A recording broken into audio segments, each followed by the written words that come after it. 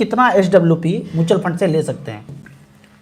One time पैसा रखा और क्वेश्चन यही होता है कि 10 लाख रखा तो क्या 10,000 ले सकते हैं, 20,000 तक ले सकते हैं, 1 करोड़ रखा तो 1 लाख तक ले सकते हैं।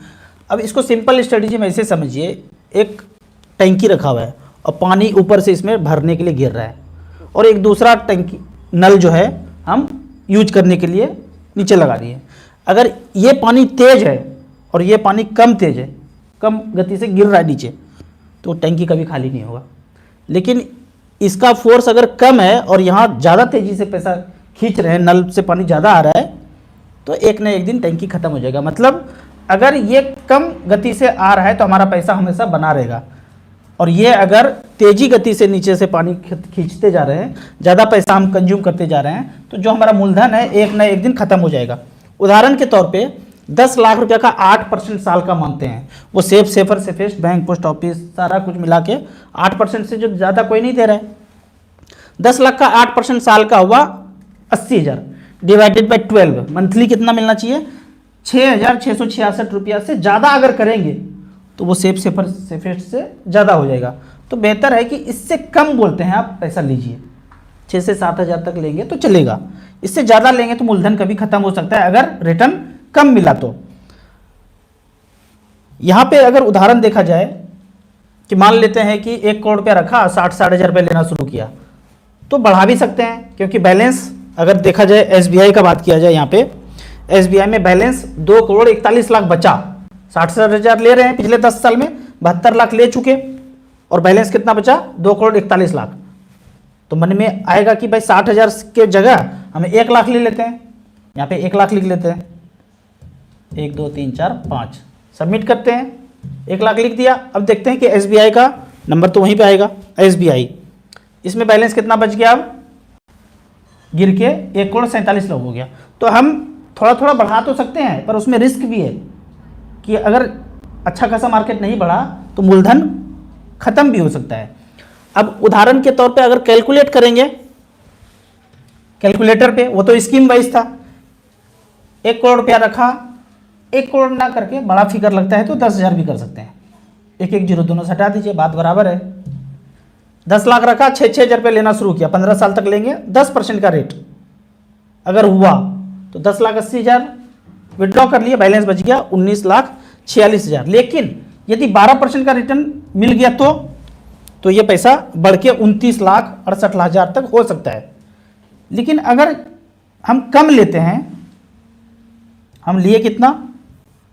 मात्र 10 लाख में 6,000 लिए, यानी कि बर्छे 72, 7.2% लिए। अगर 7.5 यहाँ पे लिख के देखते हैं तो हमारा 10 लाख था और बैलेंस भी लगभग 10 लाख ही बचा। 7.5 से नीचे होगा, करके देख लेते हैं, 6% हो जाए तो, अगर 6% रिटर्न हो जाए, एवरेज 10 साल तक पैसा लगाते रहे, मतलब पेंशन लेते रहे, तो 10,80,000 ले चुके और बैलेंस कितना बचा? मात्र 7 लाख बचा, मूलधन 10 लाख लगाए थे। तो 7.5 से नीचे होगा तो हमारा पैसा कम होता रहेगा, और इससे ज़्यादा अगर हो, 10, 11, 12 होगा तो पैसा बढ़ता रहेगा। यही है सिंपल। क्या होगा मार्केट में आगे कोई नहीं जानता है, लेकिन जो बैंक पोस्ट ऑफिस का रिटर्न है उससे 2 गुना रिटर्न मिल जाता है, क्योंकि बैंक पोस्ट ऑफिस भी सारे लोग वहीं पैसा लगा रहे हैं। इसलिए जो बैंक का रेट है उस रेट से आप करते रहिए। अब ये भी क्वेश्चन है कि क्या बीच बीच में बढ़ा घटा सकते हैं? बिल्कुल बढ़ा घटा सकते हैं। आपने 10 लाख रखा और मान लेते हैं 10% के रेट से आपका पैसा ग्रो हुआ, और बीच बीच में पैसा विड्रॉ भी, पेंशन चल रहा है, 19,46,000 हो गया। तो 15 साल के बाद अगर 19,46,000 हो गया, या 12-13 साल में 20 लाख हो गया, 19,46,000 लिख लेते हैं, 19 लाख यहाँ पे लिख लेते हैं, जब भी हो जाए 19 लाख, 19 पे 5 जीरो, 1 2 3 4 5, तो इसको हम 6 दूनी 12,000 रुपया भी कर सकते हैं, करके देख लेते हैं, या 11,000 करके देख लेते हैं, बढ़ा सकते हैं।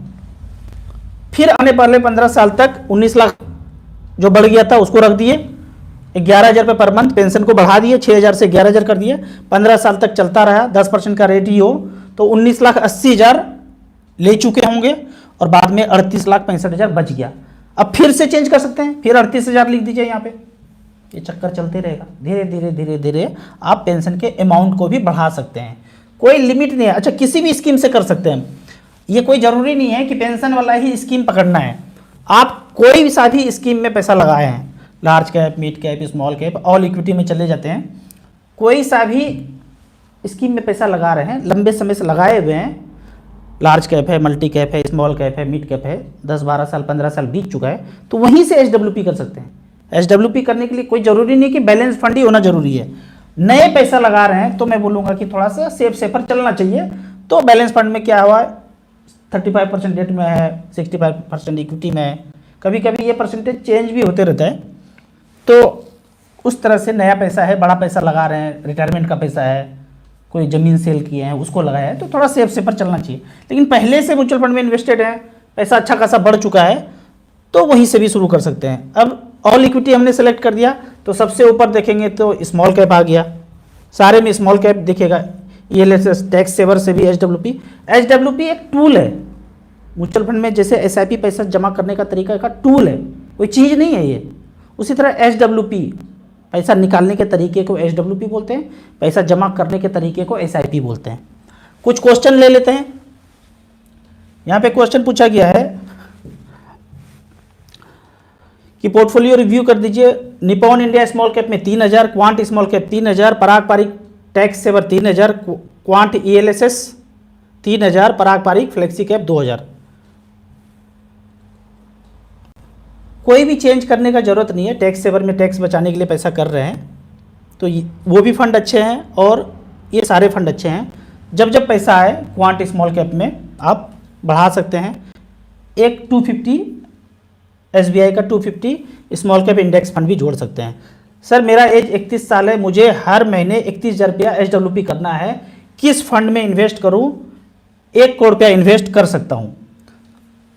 जहां ये बात है कि किस फंड में करूं, और पेंशन 31,000 ही आपने चुना है, 1 करोड़ है।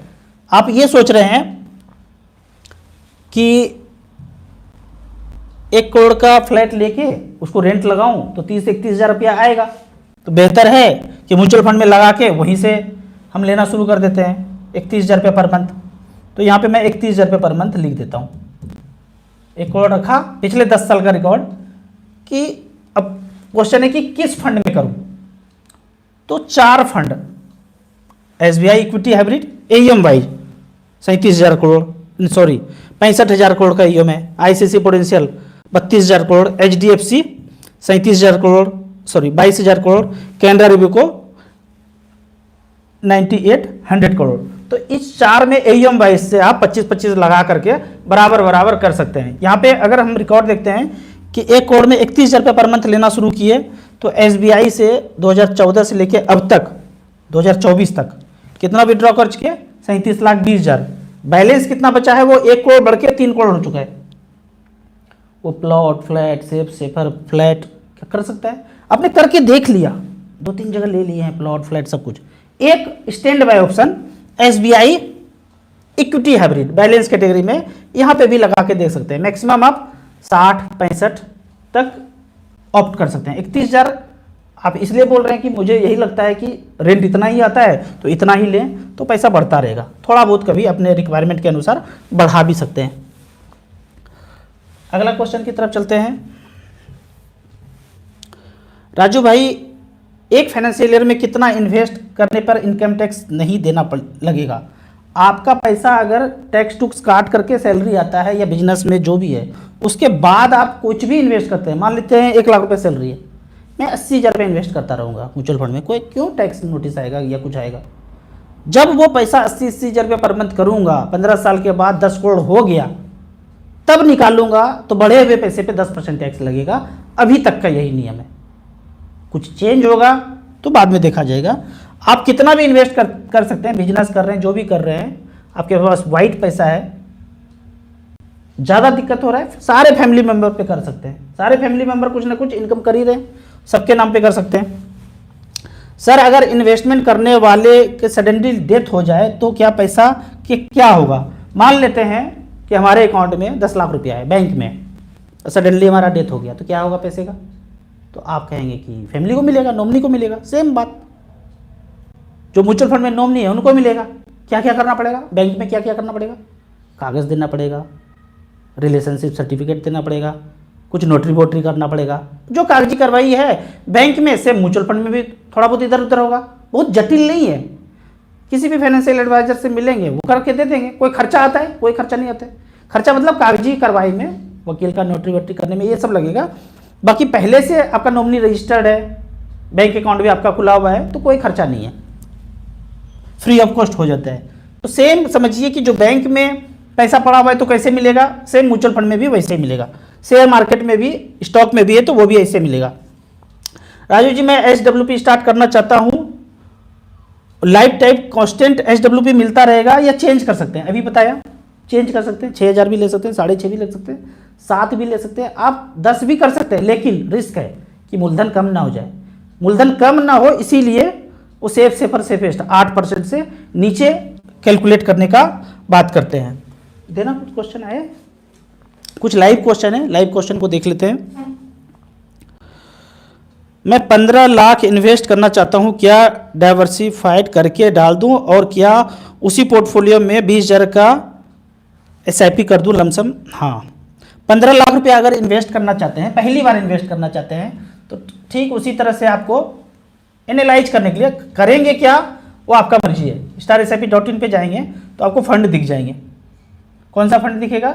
Small cap. Small cap category में आप 15 लाख रुपया है, थोड़ा सा आने में टाइम लग रहा है, ऑनलाइन में यही दिक्कत है। जब StarSIP.in में जाएंगे, ऐप में जाएंगे या वेबसाइट में जाएंगे, तो डिफ़ॉल्ट में जो आपको पेज आएगा वो आएगा स्मॉल कैप कैटेगरी।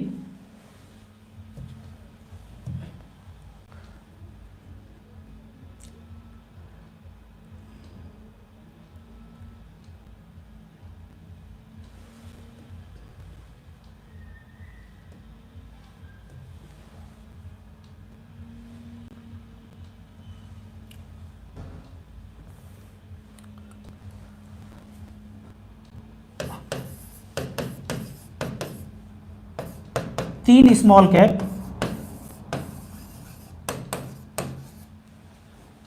5-5 लाख रुपया करके, एक तो है SBI स्मॉल कैप, एक है निपॉन स्मॉल कैप और एक है 250 इंडेक्स। इसमें आप मैक्सिमम STP जितना हो सकता है STP के दौर से इसमें इन्वेस्ट कर दीजिए, और इसमें वन टाइम होता है, वन टाइम कर सकते हैं। फिर SIP करना है तो इसी में SIP कर सकते हैं। एक फंड और जोड़ सकते हैं बाद में फर्दर, HDFC मिड कैप और एक पारंपरिक फ्लेक्सी कैप। जब भी पैसे का ज़रूरत पड़े इमरजेंसी के लिए तो इसको आप यूज कीजिए, फ्लेक्सी कैप को। वेल्थ क्रिएशन के लिए इसको टच मत कीजिए। जब जब थोड़ा बहुत गिरावट भी हो पोर्टफोलियो में तो इसमें आप टॉपअप करते रहिए। तो इस तरह से करके एग्रेसिव पोर्टफोलियो हो गया। बहुत ज़्यादा हलचल होगा खोपड़ी में, हार्ट अटैक आने की संभावना है, तो इससे बच करके फिर आप large cap, multi cap, flexi cap कीजिए। ये मैं वो फंड बताया जो 10-12 साल रिमेन इन्वेस्टेड रहिए, बीच बीच में टॉपअप कर दिया। टारगेट रखिए 1 करोड़, पहला टारगेट 1 करोड़, वो पूरा हो जाएगा। देख लेते हैं, पेज आया, ये पेज आ गया। स्मॉल कैप कैटेगरी में निपॉन इंडिया स्मॉल कैप है, SBI स्मॉल कैप है, और एक मैंने बताया 250 इंडेक्स फंड। रिकॉर्ड क्या बोलता है पिछले 10 साल का? 10 लाख रुपया वन टाइम लगाया 2014 में, आज वैल्यू है 1 करोड़ 8 लाख। हमेशा ऐसा रिटर्न मिलेगा एक्सपेक्ट नहीं कर सकते हैं, हमें चाहिए 12 से 15। इतना मिल गया काफ़ी है, वो बैंक पोस्ट ऑफिस से डबल मिल जाए काफ़ी है। EPF का अमाउंट MF में लमसम करना ठीक रहेगा? हमेशा ठीक रहेगा, एक बार नहीं, बार बार। 8-10 साल हो गया EPF में, प्रोविडेंट फंड में, सेफर में, वहाँ से निकालिए फाइनल विड्रॉल।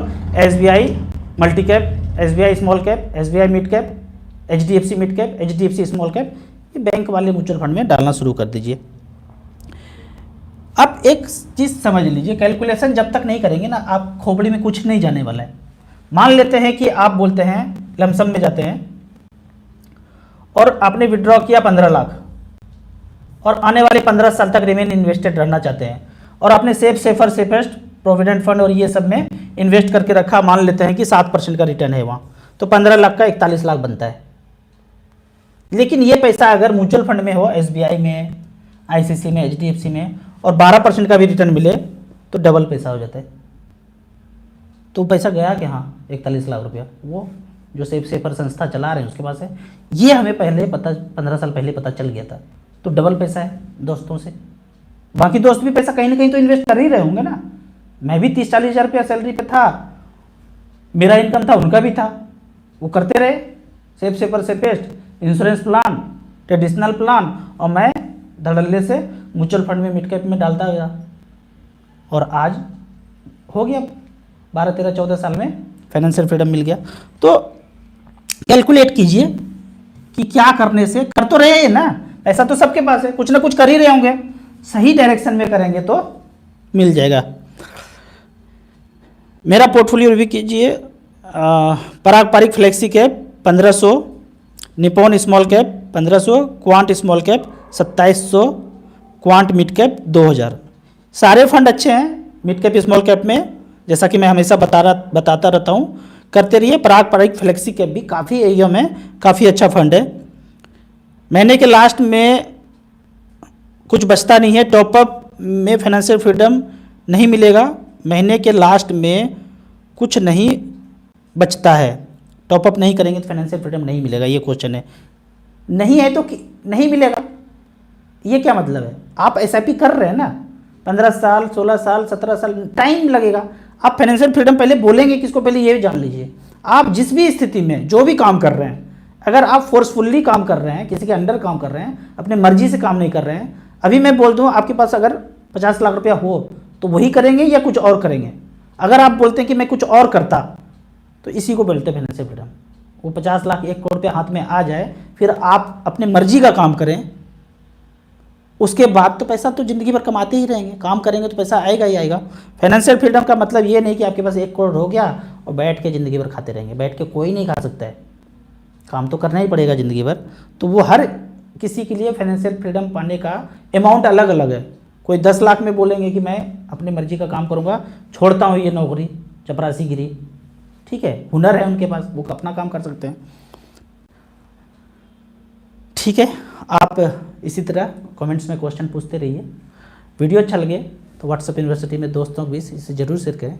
यूट्यूब पे देख रहे हैं तो लाइक एंड शेयर जरूर करें। Thank you so much.